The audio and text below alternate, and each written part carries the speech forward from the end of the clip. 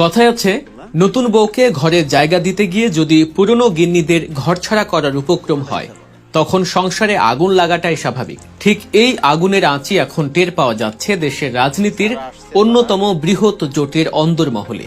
জামায়াতে ইসলামীর নেতৃত্বাধীন 11 দলীয় জোটের অবস্থা এখন তথৈবচ। তারিখটা 3 জানুয়ারি 2026। আজকের সকালটা শুরু হয়েছিল এক বিশাল রাজনৈতিক বিস্ফোরণের খবর দিয়ে।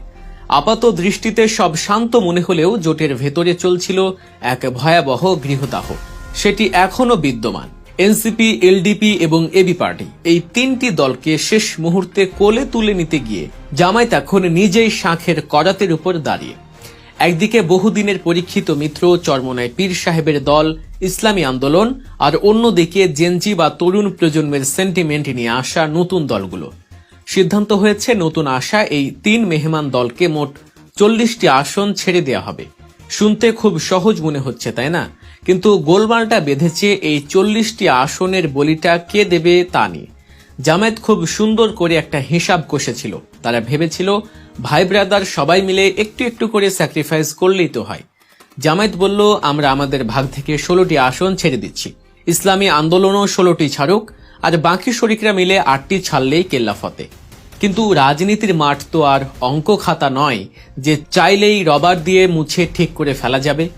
চরমোনাই পীরের দল ইসলামী আন্দোলন এবং খেলাফত মজলিস সোজা সাপটা জানিয়ে দিয়েছে, মেহমান দাওয়াত দিয়েছেন আপনারা, বিল মেটানোর দায়িত্ব আপনাদের, আমাদের পাতে হাত দেয়া যাবে না।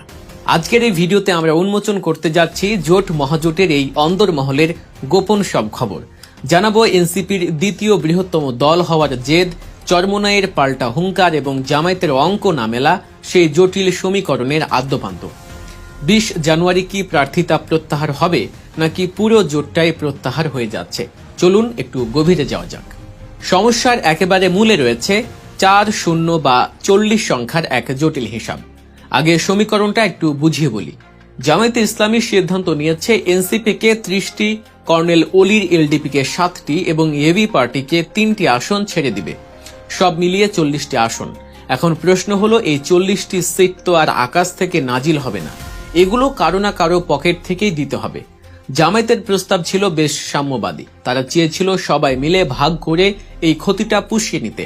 প্রস্তাব অনুযায়ী জামায়াতে নিজে 16টি এবং ইসলামী আন্দোলন বা হাত পাখাকে 16টি আসন ছাড়ার কথা বলা হয়, আর বাকি ছোট দলগুলো যেমন খেলাফত মজলিস, নিজামে ইসলাম, এরা মিলে ছাড়বে 8টি। কিন্তু এখানেই বেঁকে বসেছে ইসলামী আন্দোলন ও বাংলাদেশ খেলাফত মজলিস। তাদের যুক্তি একদম পানির মতো পরিষ্কার। তারা বলছে এনসিপি বা এলডিপি কে জোটে আনার সিদ্ধান্তটা ছিল একান্তই জামায়াতের। আমাদের সাথে পরামর্শ না করে, এমনকি আমাদের আপত্তি থাকা সত্ত্বেও এদের আনা হয়েছে। তাহলে এদের সিট জামায়াত তার নিজের কোটা থেকে দেবে। আমাদের 16টি সিট কেন ছাড়তে হবে? ইসলামী আন্দোলনের নেতারা বলছেন তারা এমনিতে 75টি আসন চেয়েছিলেন। সেখানে অনেক দর কষাকষির পর সমঝোতা হয়েছিল 50টির মতো আসনে।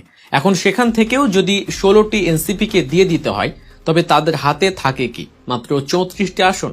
দেশের অন্যতম বড় এবং মাঠে রাজনীতিতে সক্রিয় ইসলামী দল হিসেবে এটা তাদের জন্য অপমানজনক।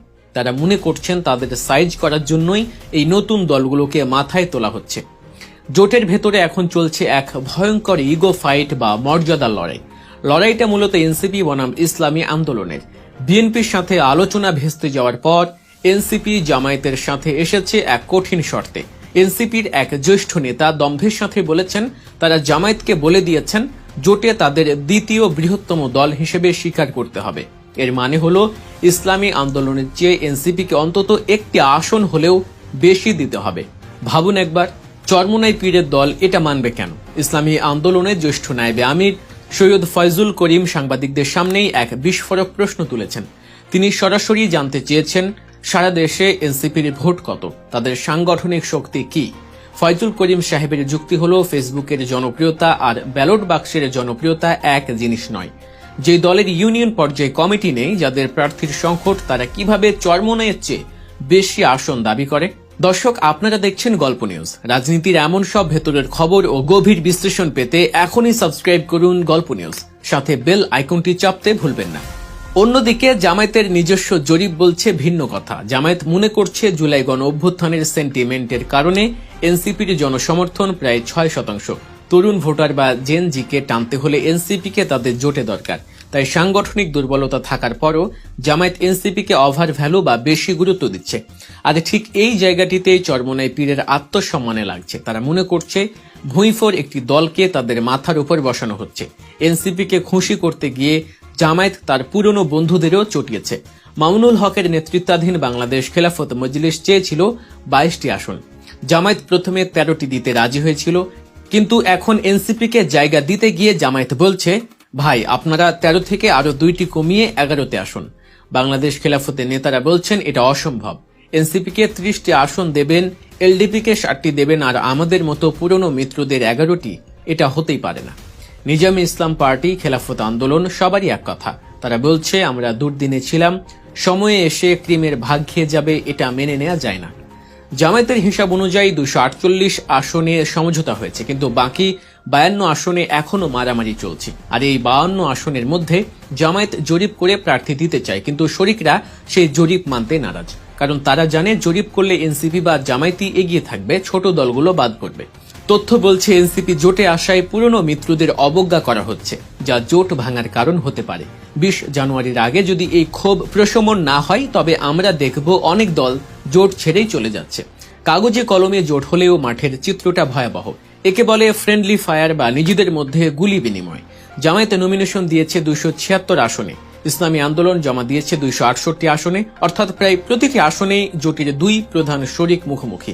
জামায়াত এনসিপি, এবি পার্টি বা এলডিপি কে যেসব আসন ছেড়ে দিয়েছে, সেখানেও ইসলামী আন্দোলনের প্রার্থী বহাল তবিয়তে আছে। হাতপাখার প্রার্থীরা বলছেন কেন্দ্র যাই বলুক, আমরা মাঠ ছাড়ব না। উদাহরণ হিসেবে বলা যায় এবি পার্টির জন্য ফেনী 2 এবং বরিশাল 3 আসন ছেড়ে দিয়েছে জামায়াত, কিন্তু সেখানে ইসলামী আন্দোলন যদি প্রার্থী না তোলে, তবে এবি পার্টি কি জিততে পারবে? জামায়াতের ভোট পেলেও চরমোনাইয়ের ভোট না পেলে তাদের জামানত বাজেয়াপ্ত হওয়ার শঙ্কা আছে। জামায়াত এখনো পর্যন্ত হাতপাখাকে 31টি আসন ছাড়তে রাজি হয়েছে, কিন্তু হাতপাখা চায় 75টি। ব্যবধান বিশাল, 44টি আসনের গ্যাপ। আর এই গ্যাপ পূরণ করা কি আগামী 15 দিনে সম্ভব? জামায়াতের এক জ্যেষ্ঠ নেতা অসহায়ভাবে বলছেন জামায়াত নিজের ভাগ থেকে 16টি আসন ছাড়বে, কিন্তু 40টি আসন একা ছাড়া জামায়াতের পক্ষে অসম্ভব। তার মানে বল এখন চরমোনাইয়ের কোর্টে। তারা ছাড় না দিলে জোটের ভবিষ্যৎ অন্ধকার। পরিস্থিতি যা দাঁড়িয়েছে তাতে 20 জানুয়ারি অর্থাৎ প্রার্থিতা প্রত্যাহারের শেষ দিনটি হবে জোটের জন্য ডি ডে বা চূড়ান্ত পরীক্ষার দিন। জামায়াত, এনসিপি, ইসলামী আন্দোলন সবাই প্রকাশ্যে বলছে আলোচনা চলছে, সব ঠিক হয়ে যাবে, কিন্তু ভেতরের খবর হলো বারুদ জমা হচ্ছে। জামায়াত যদি শেষ পর্যন্ত এনসিপিকে 30 আসন দিতে গিয়ে চরমোনাইকে হারায়, তবে ভোটের মাঠে বড় বিপর্যয় ঘটতে পারে। কারণ এনসিপির ভোট ভার্চুয়াল আর চরমোনাইয়ের ভোট ফিজিক্যাল বা মাঠের। আবার এনসিপিকে বাদ দিলে জুলাই স্পিরিট বা তরুণদের ভোট হারানোর ভয়। জামায়াত এখন আক্ষরিক অর্থেই শ্যাম রাখি না কুল রাখি অবস্থায় পড়ে গেছে। আমাদের বিশ্লেষণ হলো শেষ পর্যন্ত হয়তো একটি আংশিক সমঝোতা হবে, কিছু আসনে জোট হবে, কিছু আসনে উন্মুক্ত লড়াই হবে। আর সেটা হলে লাভবান হবে তাদের প্রতিপক্ষ বিএনপি, কারণ ভোট ভাগাভাগি হলে মাঝখান থেকে তৃতীয় পক্ষ জিতে যাবে। দর্শক, আপনাদের কি মনে হয়, জামায়াতের কি উচিত এনসিপির জন্য পুরনো বন্ধুদের স্যাক্রিফাইস করা, নাকি চরমোনাইয়ের দাবি মেনে এনসিপিকে সাইজ করা? ভোটের মাঠে আসলে কার প্রভাব বেশি, ফেসবুকে এনসিপি নাকি মাঠের চরমোনাই? জানিয়ে দিন কমেন্টের ঘরে। আর রাজনীতির এমন সব জটিল সমীকরণের সহজ ব্যাখ্যা পেতে গল্প নিউজকে এখনই সাবস্ক্রাইব করুন। দেখা হবে পরের ভিডিওতে। সে পর্যন্ত ভালো থাকুন, সুস্থ থাকুন। আল্লাহ হাফেজ।